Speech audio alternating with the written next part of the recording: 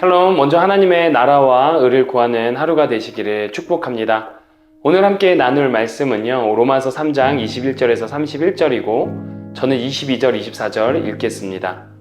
곧 예수 그리스도를 믿음으로 말미암아 모든 믿는 자에게 미치는 하나님의 의인이 차별이 없느니라. 모든 사람이 죄를 범하였음에 하나님의 영광에 이르지 못하더니 그리스도 예수 안에 있는 속량으로 말미암아 하나님의 은혜로 값없이 의롭다 하심을 얻은 자 되었느니라. 아멘. 공의는요, 죄를 지은 자가 그에 마땅한 형벌을 받는 것이라 할 수 있습니다. 그것이 공평정대한 것이죠. 율법을 통해 유죄 판결을 받은 모든 죄인들이 하나님을 거스른 죄를 지었기에 사형 선고를 받아야 합니다.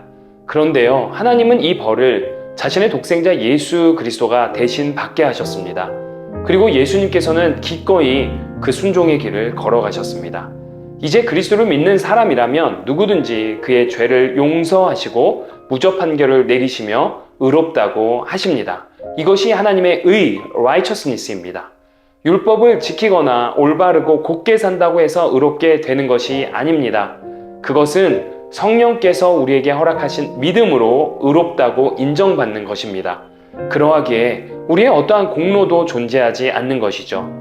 유대인이든 이방인이든 모두 믿음을 통해 한 분이신 예수 그리스도께 나아가는 것이고 용서받는 것이고 천국의 은혜와 구원의 감격을 누리는 성도가 되는 것이죠. 오늘 본문 말씀을 통해 우리 아버지 하나님께서는 죄인을 벌 주시는 방법이 아닌 구원이라는 방법을 통해 자신의 의로우심을 나타내 보이신다 하십니다. 그러하기에 하나님의 의는 앞서 말씀드린 대로 재판관이나 형벌 수여자의 의로움이 아니라 아버지의 의로움입니다. 단순히 죄를 처단하기 위함이 아닌 나와 여러분을 살리기 위해 때로는 시험과 고난을 주시지만 그것 역시 사랑을 바탕으로 하고 있다는 것이죠. 하나님의 따스하고 자비롭고 은혜로운 의로우심이 저와 여러분들을 하나님 앞에 의로운 자로 세움을 우리가 잊지 않고 감사와 경탄으로 반응하기를 원합니다. 그러하기에 저와 여러분이 받은 의롭다함, 곧 칭의는 우리의 자랑이 아닙니다. 하나님의 의로우심 앞에 그 무엇도 자랑할 것이 없습니다. 동시에 하나님의 의로우심은 차별도 없습니다. 믿기만 하면 곧 믿음으로 의롭게 되는 것입니다.